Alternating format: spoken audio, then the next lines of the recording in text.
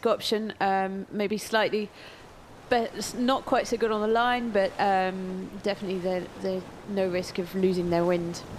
Team Jajo, the complete opposite. They are in a real risk here. Look at this. VO65 Tripod Racing Team, the Danish team, can put the bow down and motor over the top of all 4 of our other VO65s. And the first one of these teams to lose that lane is going to be punished. They are going to slip from bad air to bad air, and they're going to fall right off the back of this group. Right now, certainly, VO65 Tripod Racing Team looking strongest. They're the ones closest to the camera. And look at that, right the way down at the pin. Team Jajo just pushing their bow out. Yeah, so obviously the pin was the favoured end of the line, and they're lucky enough to have managed to just stay in front enough to keep their air clear.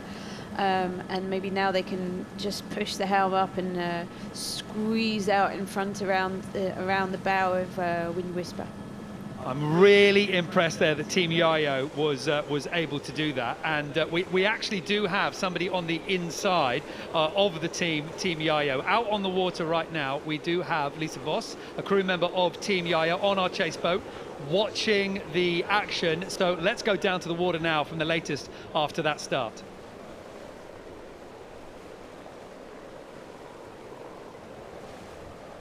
We're going to come back to Liz at the moment. I think they're just repositioning that camera, so we can take the time now to introduce another commentator joining us in the commentary box here, Mark Tao from 11th Hour Racing Team. Mark, obviously congratulations about winning the overall race, but we'll keep the conversation for now on the VO65s. And how on earth did Team Jajo wriggle out of that position? Yeah, they did a nice job down at the pin end. That was definitely the favorite end, and they gave WindWhisper and Pablo a run for their money. Pablo, I think, had the pin on lockdown at every single leg start and import race. But after they were able to get around... Team Jajo, they look set to be rounding in first place. Behind them, there is a string of boats. VO65 Tripod Racing Team, Austrian Ocean Racing, powered by Team Genova, Viva Mexico in 4th. WindWhisper Racing Team starting to lose out now, and there will be a bit of a question mark as to whether Pablo Arate can find a good route in, but no such problems for first place Team Jajo. They are getting set for the rounding. And Mark, in terms of sail choices here, it's downwind. Normally you'd say it's a different sail, but it's going to be short. Yeah, it's quite a short leg. We've seen this in the past, but I think more importantly in these light air conditions, the masthead zero sail that they have up is really the best sail in any wind angle under 10 or 12 knots. And so this fairway should be relatively straightforward. Should just be able to ease the sail. You can see the dagger board coming up there to reduce the drag. It's no longer needed when they go downwind, and they'll just have a nice, easy bearway, keep the rest of the crew on the bow, and try to move really light on your feet and reduce the movement and make sure you don't disrupt what speed they do have.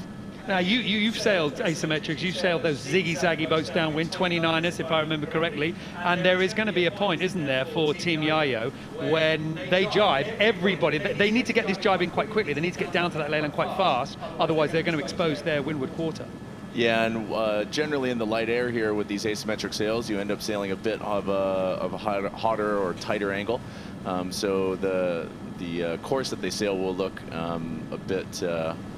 definitely not in a straight line going downwind. You can hear the easing the sails there, that sound of the winch. That means they've got some good pressure in the sail. Dave Sweet there, very experienced ocean race sailor. And experienced because he went around the world with you, I think, in 14-15. Yeah, Dave and I did a whole lap around the planet together on one of these boats in the 14-15 race, and he's a fantastic sailor. It's great to see that he's still involved in the class. Involved and also passing on that knowledge to the next generation, to those younger sailors that we see coming up here in the VO65. But as we pull out here, you can see Team Jajo has managed to conserve, I think, a lot of that speed, and they look pretty safe here. And also, it doesn't look like a square run to me, Sam. No, it doesn't look like they've made it a long way down, nearly to Mark 2. Because she is not big. She's not got the momentum with her at all. No, she's not big, but she was an expert, a rig climber, no fear, yeah, she was our good baton kicker.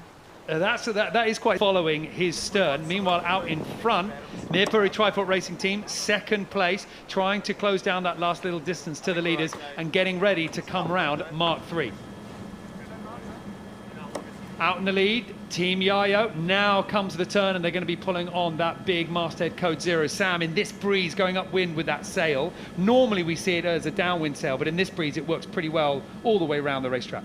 Yeah, and that's lucky for them, so there's no big manoeuvres to do today, but there will be a fair amount of grinding to grind that sail right on to get it into the upwind trim to make it really flat and efficient to go upwind. We'll probably see the dagger board come down a little bit, and yeah, massive sail area here. I was just going to ask you about the dagger board, Sam, and we've both spent a lot of time on these boats. I think there's different. The jury's out on what's the best dagger board setting to go upwind or reaching with these boats. You've got the keel, sometimes the keel to leeward to induce heel. Other boats like to sail quite flat. Do you put the board in to get more grip, but also take on the drag? Yeah, I really don't like sailing with the keel to leeward, personally. It kind of feels like it's pushing the wrong way. Nobody else managed to do it. Now we see Team Jajo taking the win, their second import race win in the Ocean Race VO65 sprint, and finishing their journey on a high. Behind them, second place, Mirpuri Trifort Racing Team in second. And this reach here, as the breeze builds in, I think you're right, Mark, we're going to be seeing these boats coming through across the line.